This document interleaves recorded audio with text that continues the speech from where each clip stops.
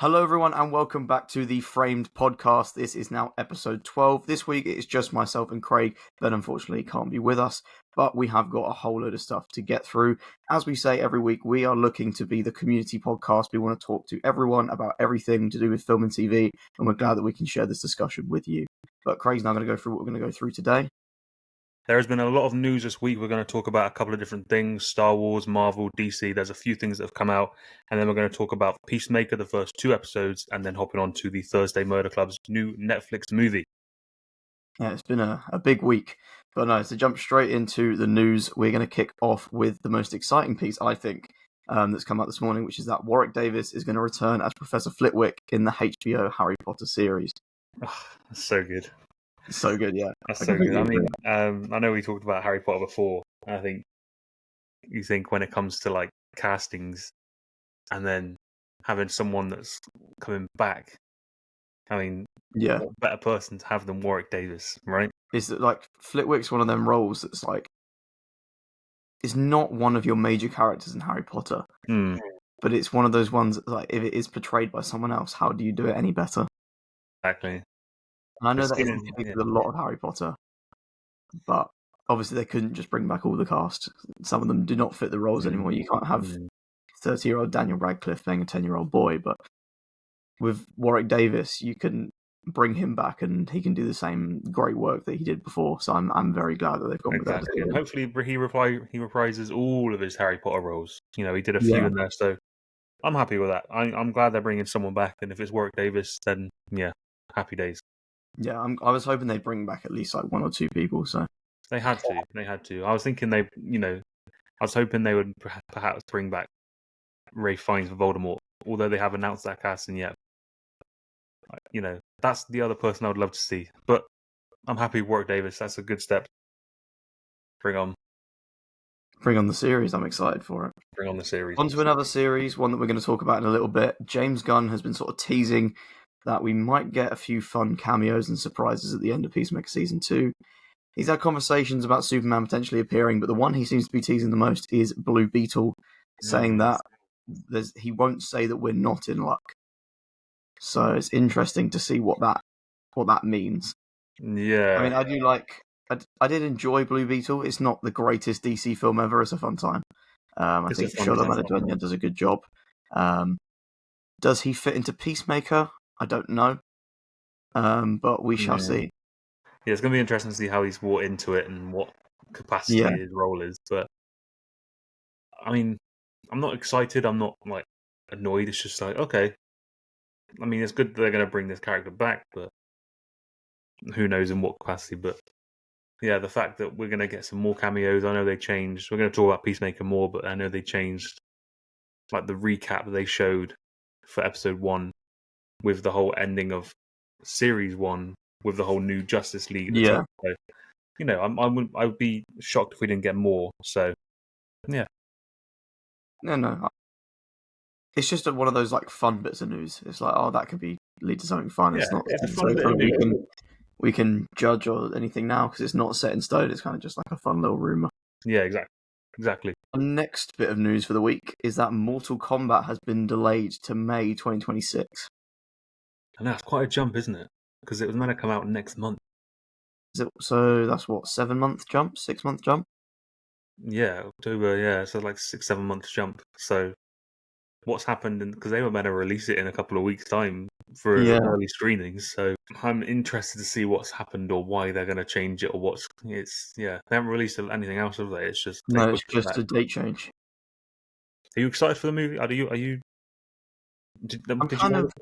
I don't know how to feel about it. I didn't massively like the last one. I thought it was meh, fine. Yeah, it was okay. It didn't really break any new ground. It didn't leave me going, do you know what I want a sequel for? Mortal Kombat. Yeah. I mean, they've got some new castings in there, which I think will be good. You know, Carl Urban's in it and stuff. But am I excited? I'm just like, okay. Another thing as well for me is like the film got delayed, but it didn't do anything for me. Like when the Batman got delayed, it's like, oh, I just want to watch Batman. It's like, oh, Mortal Kombat's been delayed 7 months. Okay. Fair enough. I think that shows its general Yeah. audience, doesn't it? You think, oh, okay, fair enough. I'm Yeah. sure some people are probably excited for it, but I wouldn't say I'm one.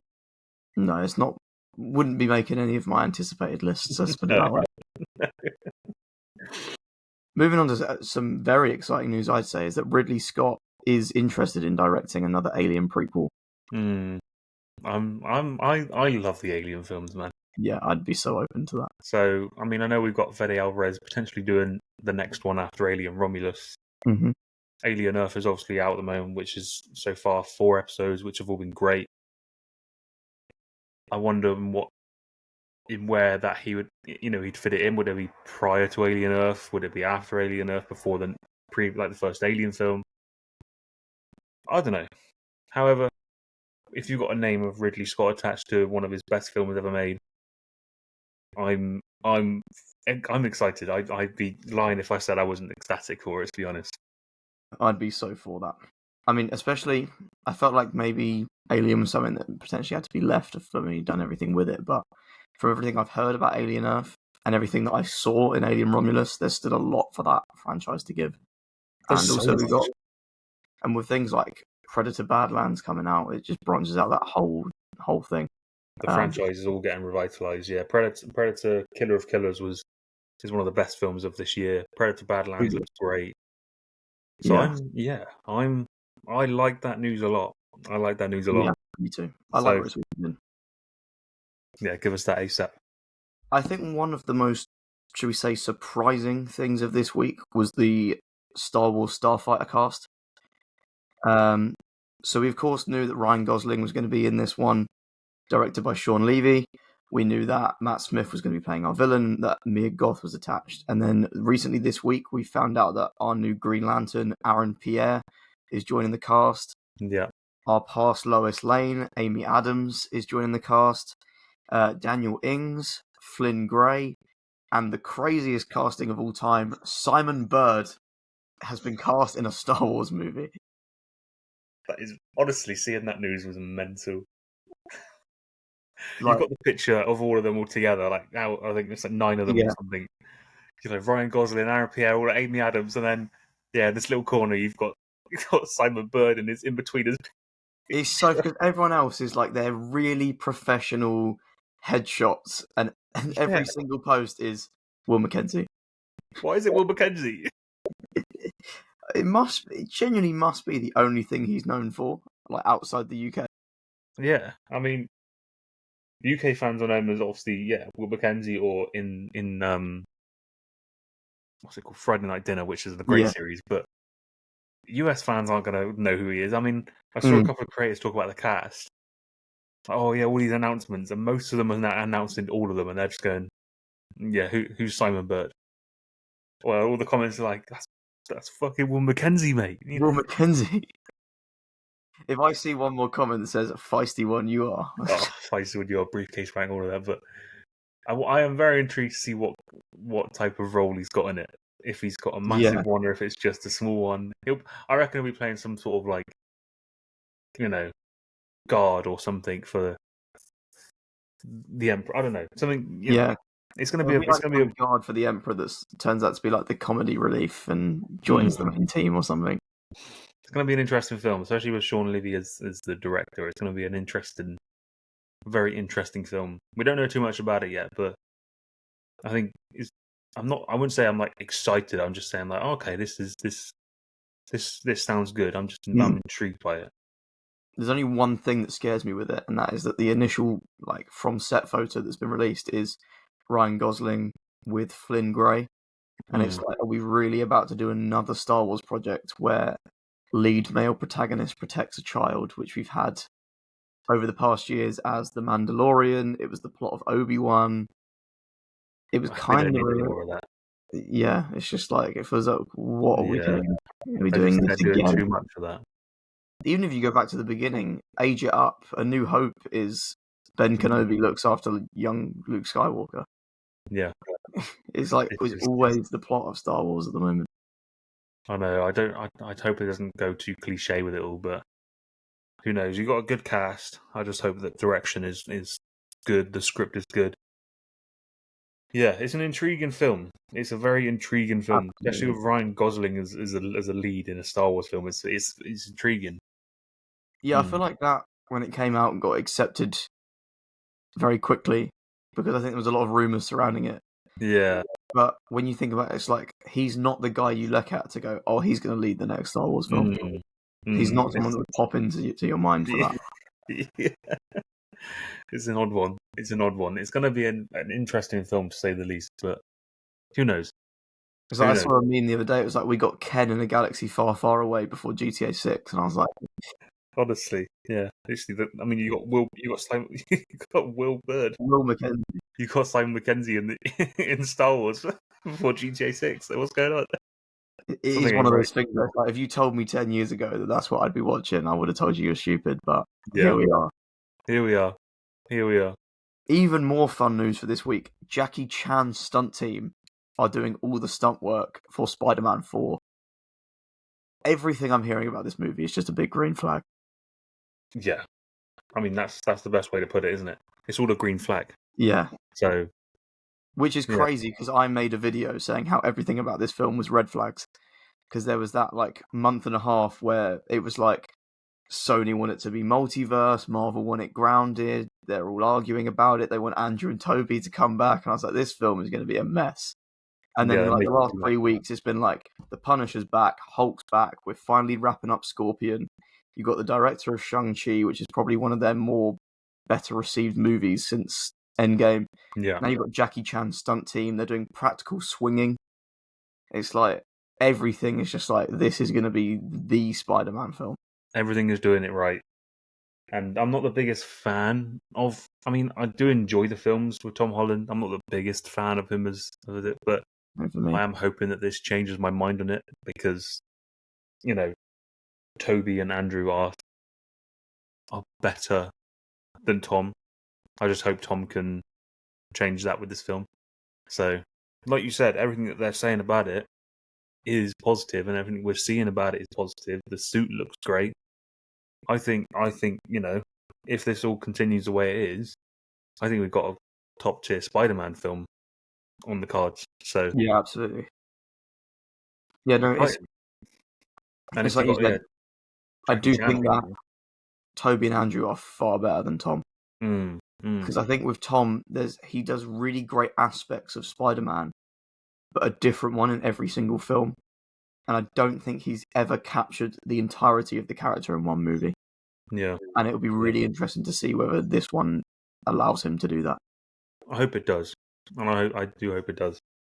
And yeah, when you got Jackie Chan's team on there, you think the fights and all the stunt work's going to be, top tier. So what? Touch wood, what can go wrong? Yeah, if you've What got can Jackie go wrong? Chan's stunt team with the fight choreographers of Shang-Chi for a Spider-Man film, there's got to be some iconic fight scenes in there somewhere. Yeah, we don't want all this multiversal stuff. We just want him fighting. I don't know the whole plot yet, but whether he's fighting the Punisher or the Hulk or however he's fighting Scorpion or whichever other villain they bring into this, just give us proper grounded Spider-Man fights like you see in the comics and in like even in the Spider-Man games recently. The fighting is just exactly how you want it. So if they can bring the fighting a bit more grounded, that's all we can ask for.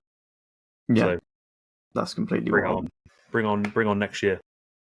To jump to the other side of comic book media, DC again. Clayface has begun filming, I think, literally yesterday. So I know that they're shooting Liverpool as Gotham. Oh, okay, Another yeah. city that's been cast as Gotham. And this is this.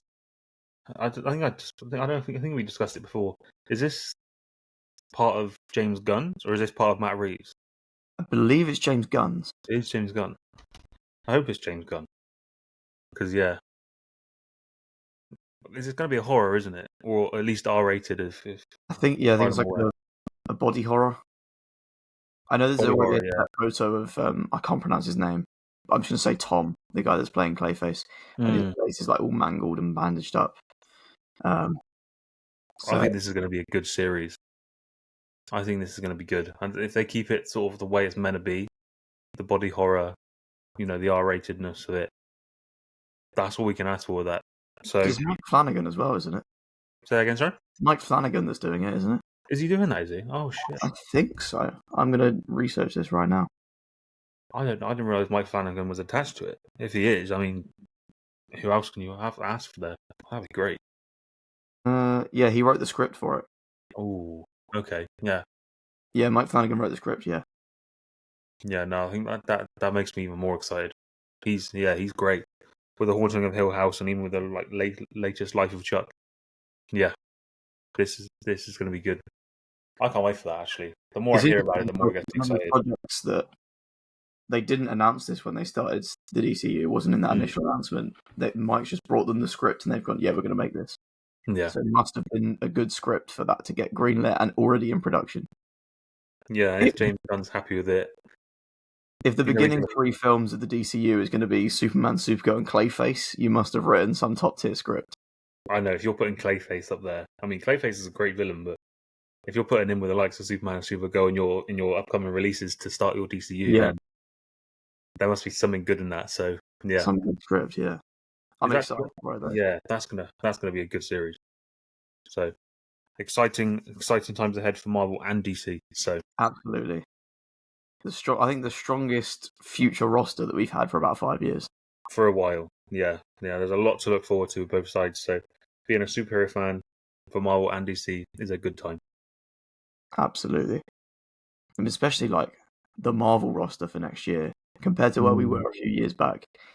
I mean, 2022, you've got Moon Knight, She-Hulk, Miss Marvel, Doctor Strange, Thor: Love and Thunder, and then next year you've got Punisher, Daredevil, Spider-Man, and Avengers. Like that's the levels that we needed to get back to. Yeah, this is going to be it's a good time to be a fan of comics and Marvel and DC. It's a good time. Right, should we stick on that theme of comics and head into Peacemaker season 2? Let's do it. Let's talk about Peacemaker Should we series. kick off with a rating out of 10 for the first 2 episodes? All right, yeah, let's do it. Yeah. Okay, so we've both seen the 2 episodes of Peacemaker that have released so far. Give a rating out of 10. 3, 2, 1, 8.5. 7.5. Oh, interesting. Yeah, go on. I think these two have a stronger opening than the first two of Peacemaker season 1. Okay, yeah. I think it got me with the story a lot quicker. I think we're at a good intro for both of them. I think let's start off with talking about the intro, of course, with the dancing. Which one do you prefer, season one's musical intro or season Has two? to be season 1. Mm. Has to be. I actually skipped the intro on the second time round. I could watch it on the first episode because I was like, I need to see it. But no, second time round, I skipped it. No, season one is better. Season one is better. But I think we're into a strong start with it. Like we said at the start of the video, they of course changed the ending of season one, which of course was the Justice League with like the original Snyderverse, whereas now we've got, James Gunn's DCU's Justice or the Justice Gang and Superman and that at the top, which I think was great. I think the fact that they did that was really important. Yeah, And then that of was course the main issue with season 1 coming into this review. you think, oh, is it part of it? Is it not? Is it canon? I don't know. But the fact that they've done that is like, okay, great. This is all part of it. Perfect. Mm-hmm. And then, of course, we obviously talked about cameos earlier on, but I think one of the main cameos from episode 1 was Hawk Girl and Guy Gardner testing Peacemaker whether or not he's going to be part of the Justice Gang, which I thought was a great scene. Yeah, like also the bowl cut didn't look as bad. I think it looked better in Peacemaker. But no, I think those two roles have been perfectly cast as well. They were ones that probably weren't talked about as much when Superman dropped, only because there was so many characters to discuss with that movie. Don't know how I'm feeling about Sean Gunn as Maxwell Lord yet. He's got to be in there somehow, obviously. Yeah. Sean Gunn, but yeah, I don't know. We only seen a bit of him, but I don't know about him. He's not the guy I would be my go-to casting for like a douchebag tech guy. Yeah. So it's interesting. I mean, I don't doubt that he could do something really cool with the character down the road, but right now I'm not fully sold. I'm not fully sold on him. However, yeah, like you said, Hawk Girl and Guy Gardner, I think, are great. They weren't talked about enough when Superman released, so see them back in this, making little cameos. That was good. I like that. Yeah, no, like that's again what the MCU doesn't do. Like, if they're gonna put a character in a show, the character has to be in the show for like the whole way through. Yeah. There's not these like little fun exchanges in projects where people pop up for a couple of minutes.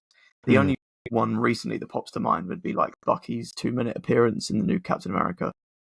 Yeah. Which is like, those characters are still there and they're still going to go and help these people, but they don't need to stick around for the whole project.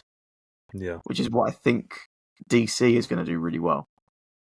Yeah, they just show, okay, this is the important bit.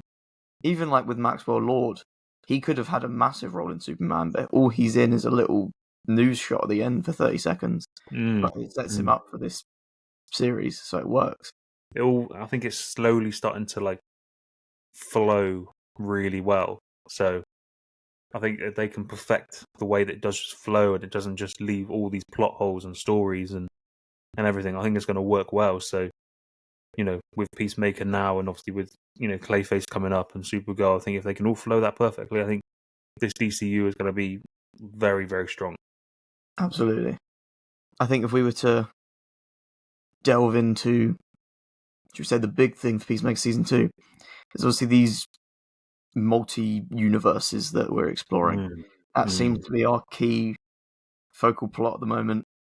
How are you feeling about that? Is that where you thought a second season would go? I mean, I was intrigued by the trailer for it, of course, but I mean, I'm still very much intrigued by how they're going to do the story because obviously, obvious spoilers because we're talking about it, but the main part from episode 2 or the end of episode 1 was the fact that he killed the other one from his other universe. How is that all going to play out? Because, they have to be factored into it somehow, and I just don't want it to get too confusing and all convoluted. I just, is he going to go part of that story now? Is he going to try and integrate both sides? Like, it's a funny one. What do you think? I like it. I think it's something new.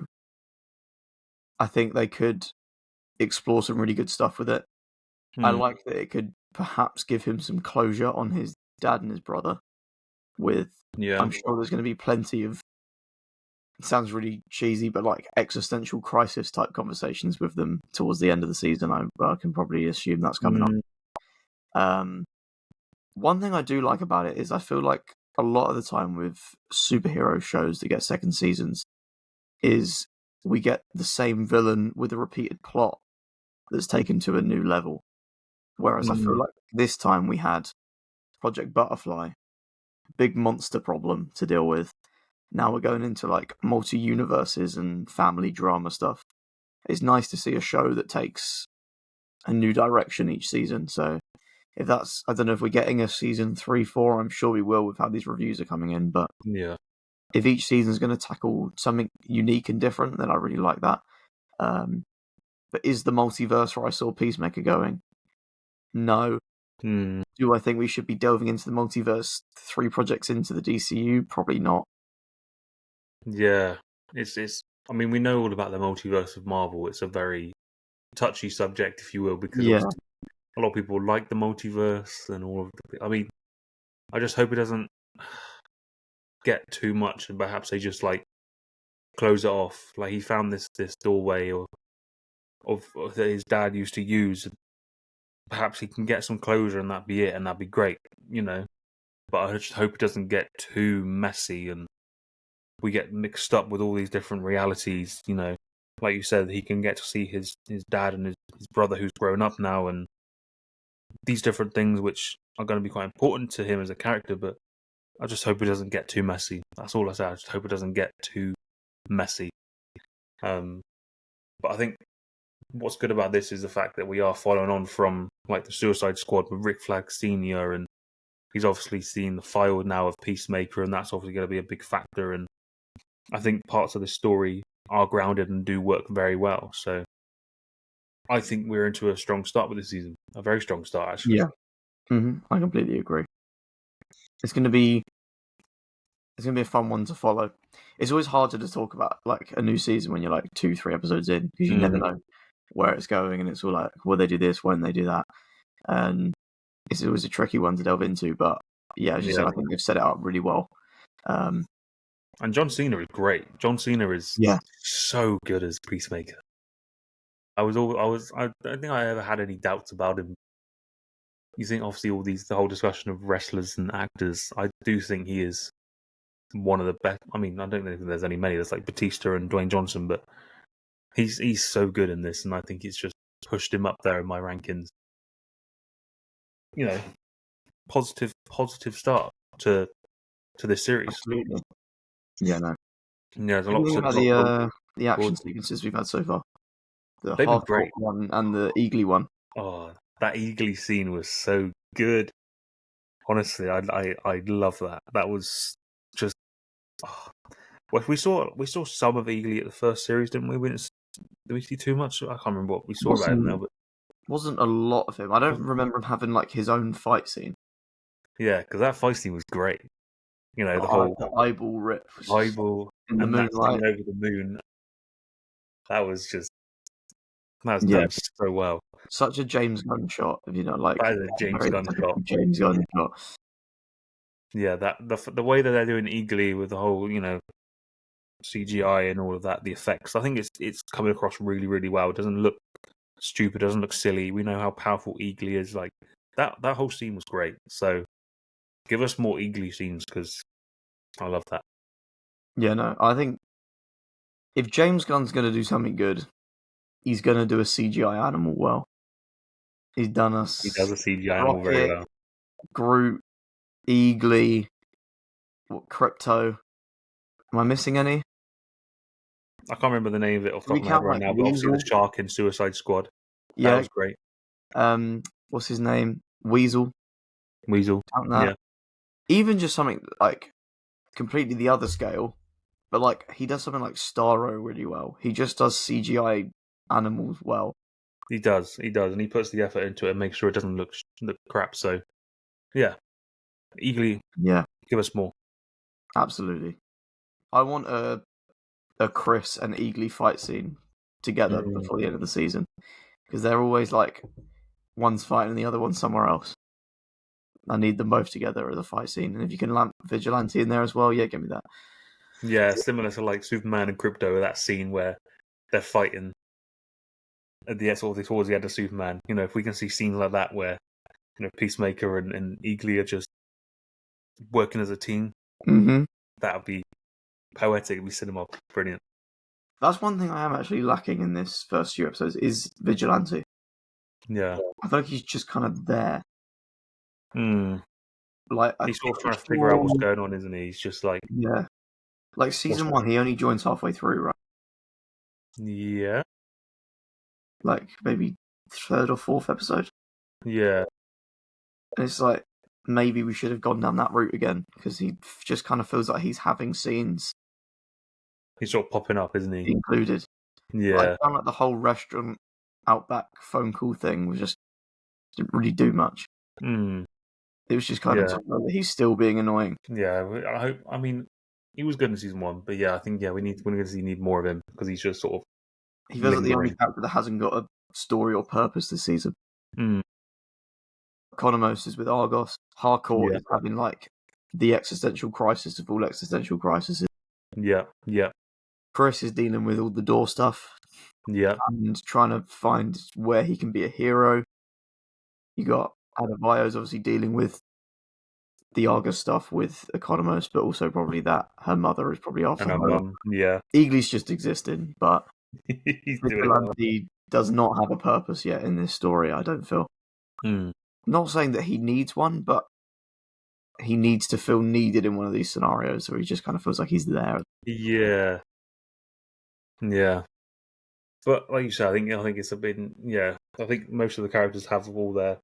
We get a lot more sort of backstory to them and introductions to them, and it's going to be interesting to see how that all plays out.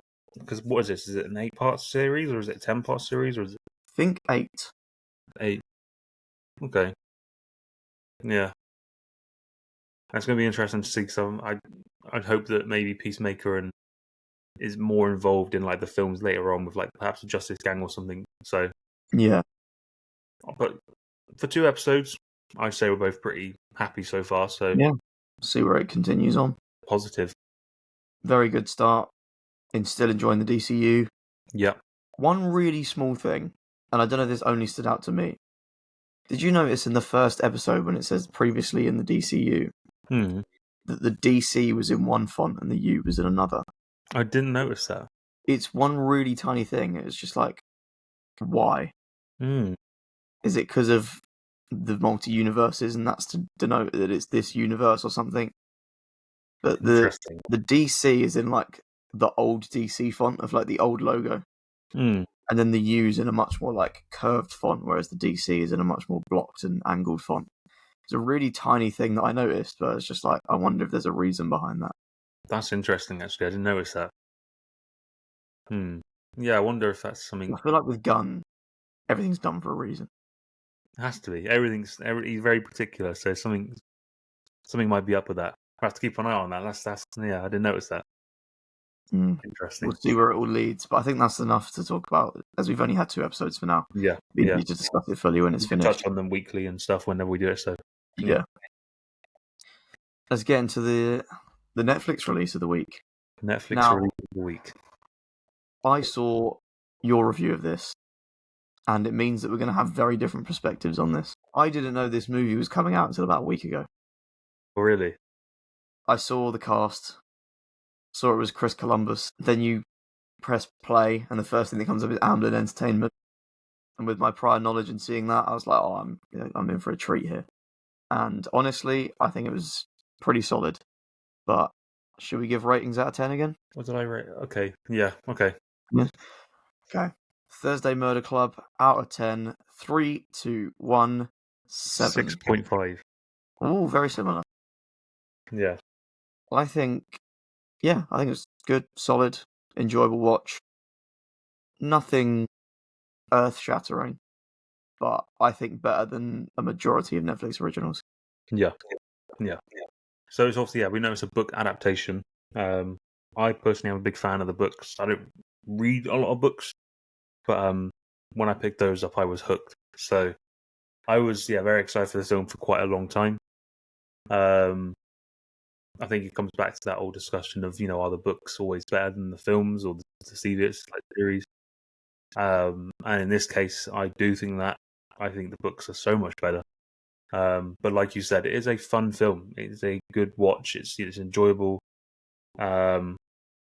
It's just one of those films where you can just put on with your family and just really enjoy and just sit back and just enjoy and watch it. So yeah, have you read the books? I haven't read the books. No, it's it's hard for me to give as much of a perspective on it than you, because I think you obviously have the prior knowledge of the books. You have something you can compare it to. There's a tangible comparison that you can make between the two. Whereas for me, I just kind of having to compare based on things I've heard. But sounds like the majority of roles were cast pretty well. Yeah, I'd say that the casting was done quite well, actually. Talk about the main 4.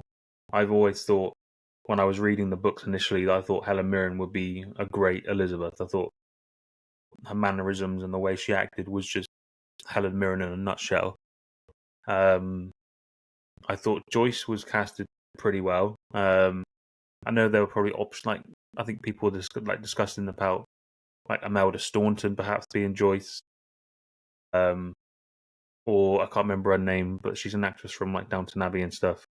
Would have been a good choice, but I do think Celia Imrie was great. I thought the way that she acted for Joyce compared to the books was very similar. I thought that was strong. Of course, Ibrahim was Ben Kingsley, which I think was a perfect casting. I think there was nothing wrong with that. But one of the main discussions was Pierce Brosnan as Ron. Did you like Pierce Brosnan as Ron? I liked him in the role, and I can't really compare it to the books. It was my first introduction to the character. He did feel a bit out of place for the other 3. Yeah. I don't know why, but to me, he just didn't fit in that unit. Yeah, I didn't mind him. I don't think he was the worst person they could have casted. I think some people probably maybe a little bit annoyed. It's like, oh, Pierce Brosnan and Helen Mirren back together again, like they were in Mobland and all of this. But Helen Mirren was perfect. But I think a casting that would have been more suitable for the books for Ron would have been like Ray Winston or Timothy Spall, perhaps. I think would have been a good choice for Ron. Oh, okay. I think Pierce Brosnan may have been a bit too. I mean, I know in the show and in the film he looks perhaps a little bit rugged. Pierce Brosnan is Bond. He looks like that. I think it would have been better for someone a bit more rugged and stuff like Ray Winston. But I think those four did work well together, and I thought it was fairly solid. Yeah, their dynamic was good throughout the movie. That was never an issue. It was probably just more like for yourself and other fans of the book, probably finding those more accurate castings to portray the characters in their individuality rather than them as a collective, because altogether they were actually really fun to watch. Another thing that I liked about the film is that I can appreciate a project from anything that's just very British. Like, whenever there's one where I can pick up little references, like an American audience is going to watch this and be like, what is Dancing on Ice? But I heard that and was instantly like, oh, that's a fun thing to include. I like a very British project, all British cast. Yeah. Like, even nice people like Naomi Ackie in there and stuff. Naomi Ackie was good. And you got like Daniel Mays and David Tennant popping in, and it's a very strong British cast. I know obviously it's directed by an American director. However, he knows his British stuff like Harry Potter, so I thought he was a good choice to direct it. I didn't have any real complaints about Christopher Columbus at all. And of course, produced by Steven Spielberg's production team. It had a strong back to it. But I think a lot of people have issues with the way perhaps they missed out on a few things. But I think the problem is when it comes to adaptations of books, you're always going to miss things, especially in a 2-hour film when a book's, a few hundred pages long. You're always going to miss out on things. I think general audiences are appreciating it. So I think it was a strong film. I mean, there's 5 books I think now, so they'd have possibility to do more. But for a first entry, I think it was good.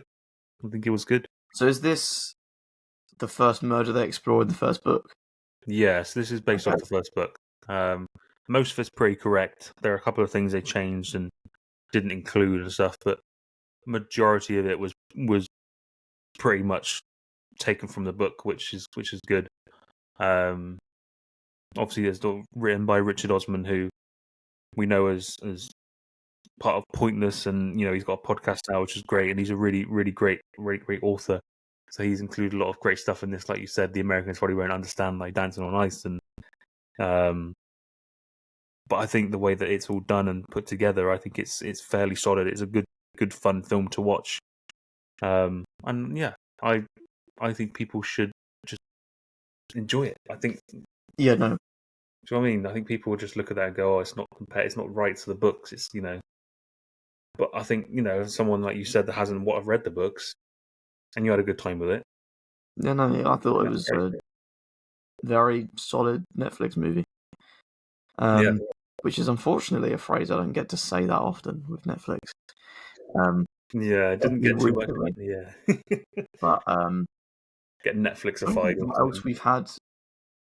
Netflix this year, film-wise, has been strong. What Netflix films have we had this year? We had Happy Gilmore 2, which I think got very mixed reactions. There's one that I was higher on than a lot of other people, which was The Electric State. See, I didn't like that at all. I didn't love it, but people were giving it like 0.5 stars and 1 stars. I gave it 2.5. That's fair though. I had enjoyment with it. Obviously, one of the biggest Netflix films coming out in the next few months is Frankenstein. Guillermo del Toro's Frankenstein. I wait for that one. Which shouldn't be a Netflix release, but there's the new Catherine Bigelow is Netflix as well, right? Coming out in October. I think you're right on that one as well. Is it the one with Rebecca Ferguson?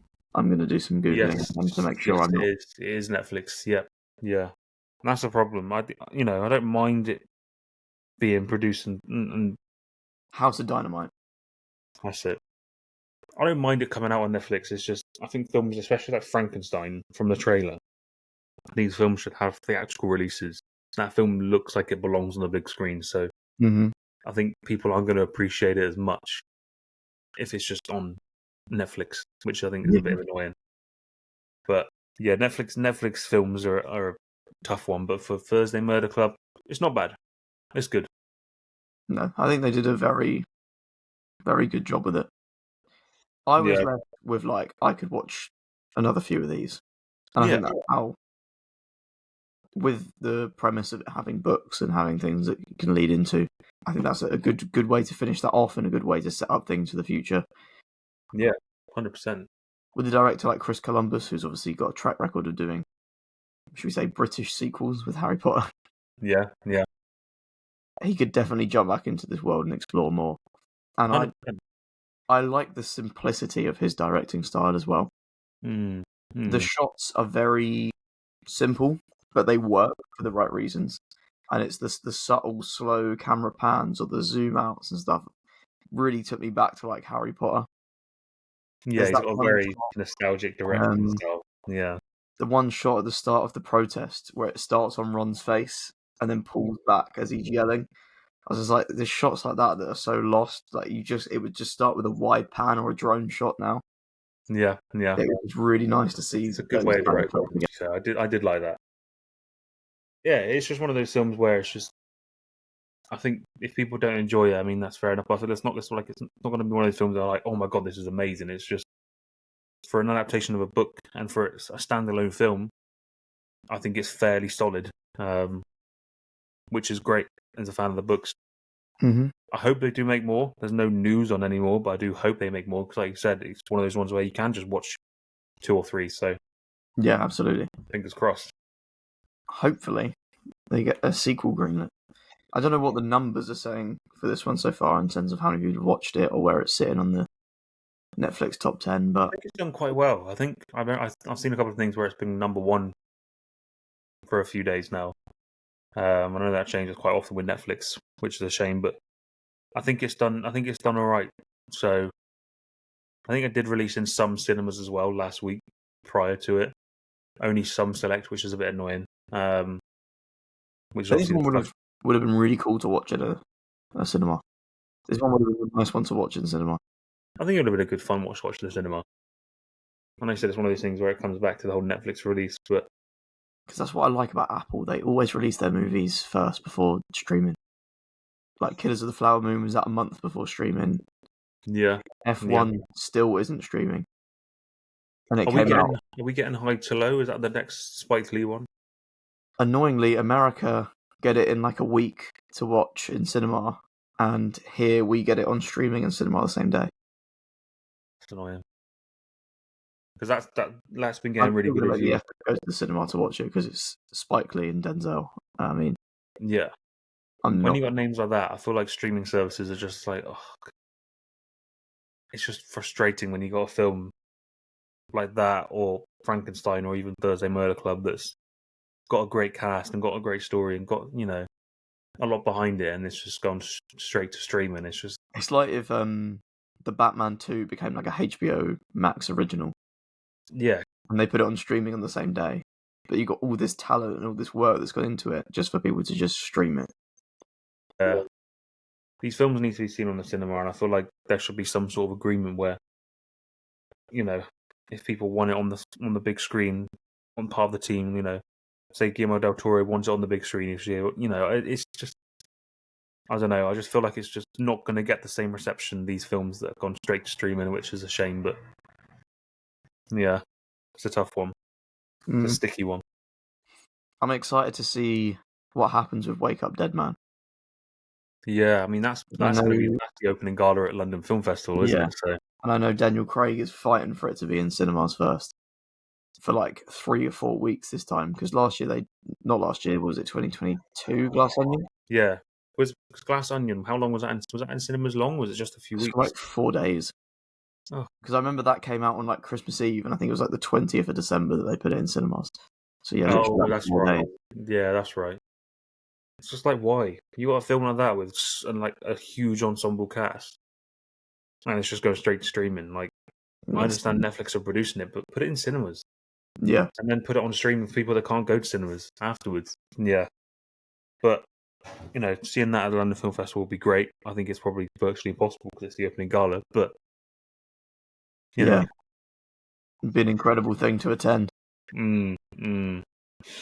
However, yeah, there's a lot of good films coming out this year. Whether they're straight streaming or on Apple, there's a lot to look forward to. So, yeah. Hopefully we're in for a good end of the year because it's not been. You got to say, rocky start to the year. Yeah, like January to March was rough, Mm. but I think April onwards we've kind of picked up. If we discredit Minecraft, we've been onto some winners. We've got a lot of great films this year. So, and we're entering, to keep it, should we say, cliche, we're entering Oscar bait months now. we are. Which are my favourite months of the year. There are some huge films coming out this year that are definitely going to create some Oscar buzz. You've obviously got Marty Supreme. Can't wait for You've got that. the Springsteen film. It's just hit 100% on Rotten Tomatoes this morning. I mean, I'm excited for that anyway because I like Bruce Springsteen, but that's going to be a good film. And there's a lot of films that are going to create a lot of Oscar buzz. Because they consider streaming movies now, don't they? Yeah. Be interesting to see if Frankenstein can work its way into like costume design or something.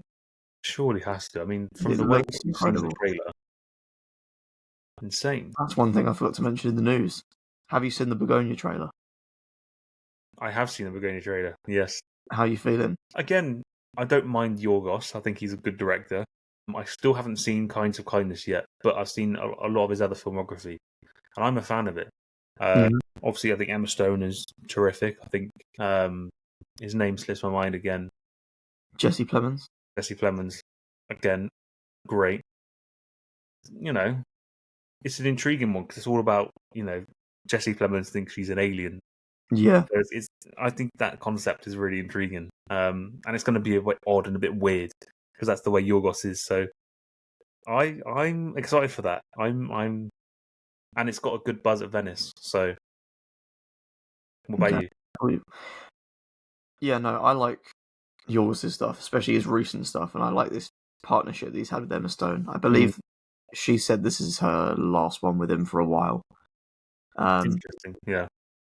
Just because she wants to, I guess, explore some new stuff. But I thought Poor Things, as you said, was really good, really solid movie. I have seen Kinds of Kindness. I was a lot lower on it than Poor Things, but I really did enjoy it, and I can appreciate why people do love it as well. It just wasn't one that worked fully for me, but I did like just how different it was, and Yorgos isn't afraid to take a risk, and that's what I massively admire for him as a director. And I think a lot of people went into Kinds of Kindness not knowing that it was 3 separate stories. Yeah. But seeing them all play out with the same cast in different roles is a really cool and unique thing to watch. Especially with the names in there like Emma Stone, Jesse Plemons, Willem Dafoe, Margaret Qualley. Just like really good. He brings together really good casts. He does. Like Poor Things was like Willem Dafoe, Mark Ruffalo, Emma Stone. It's just like you're not going to have a bad movie with that cast and with Yorgos. So no, I'm excited for Begonia. As you said, excited for Marty Supreme. Still got highest to lowest. Yeah. Frankenstein. Blockbuster wise, we've got Predator Badlands, Tron Ares. Yeah, we've got Avatar, Fire and Ash. Avatar, how did I forget that? Wicked for Good. Yeah. Wicked for Good. There's surely more. I mean, you got a couple of horrors coming out. You got The Long Walk, Conjuring. There's a few horrors coming out. So horror season's coming up. Talk about horrors. Let's get to the. Honestly, these months of the year are the months that are often disregarded. Like as soon as summer ends, people are like, "Oh, cinema's ended for the year." Oh yeah, cinema blockbuster's done. Yeah, but it's like, no, you're missing out on the gems. Miss out on a horror season, and Oscar season, and festival season. This time of year last year was the best time for movies. We Live in Time, The Wild Robot, all these like huge films, ones that were just underrated massively. So good, so good. Even like Wicked, that came up with like a huge, like global phenomenon when that dropped, which I'm sure we'll see again in a few months' time. and that will definitely create Oscar buzz again. I reckon So it would take home more this year. perhaps, yeah, I think it probably will, depending on what it comes up against. Hopefully, not an Amelia Perez like Yeah, last year. I feel like without it even coming out, they've won costume design. Yeah, Like, there's no other movie that I think is going to win that one. yeah, yeah, But no, I reckon there's a lot that this year, as bad as it sounds, I think the Academy will be like, oh, well, this is their last one they're doing. We'll give them the awards this time round. Whereas like yeah, last year, it didn't really matter because they knew there was a second one coming up. yeah. Exactly. They'll get more. They'll get more. But as you said, let's not have an Amelia Perez 2.0, please. Please, yeah. Let's get the right things in nominations. I'm looking for a Sinners sweep this year. Oh, Sinners will be great. It's such a good film. Best film of the year still. Yeah, it's one of my favourites of the year. Absolutely. Yeah. Who knows though? Could one of these ones dethrone it that we've been talking about? Because there's a lot still to come. There's a lot still to come, a lot to talk about, and a lot to be excited for. Yeah. So what have we got coming up next week to kind of think about? We've got Obviously another episode of Peacemaker and the continuation of Alien Earth. another episode of Peacemaker. We'll talk about Alien Earth. Films coming out. We've obviously got It's the Conjuring. there's a lot of re-releases, but you've got The Conjuring: The Last Rites on Friday. You're seeing that today. The Long Walk I'm seeing on Wednesday. You got a lot of re-releases coming up. Indiana Jones is a big one this week, but I don't think there's masses. I think it's probably just maybe horror, Alien, Peacemaker, and some more news. I think we're going to get a trailer as well this week for 28 Years Later, Note the Bone Temple. That's dropping on really? Wednesday. Yeah, so a lot to talk about as well next week. Is that out next year? That comes out in, I want to say it comes out in January. Right. Okay. End of January, but yeah, that comes out this week, so there's a That lot one to look forward isn't to that. Danny Boyle, is it? It's Nia DaCosta. Is that right? Yes, yeah. And of course, The Paper drops. The new Office spin-off, The Paper drops on Thursday, so Try and get a some of lot, that watch next week as well. a lot to talk about, so make sure you're sticking in and stay tuned for that. On all your streaming platforms because there's a lot of series at the moment. Yeah.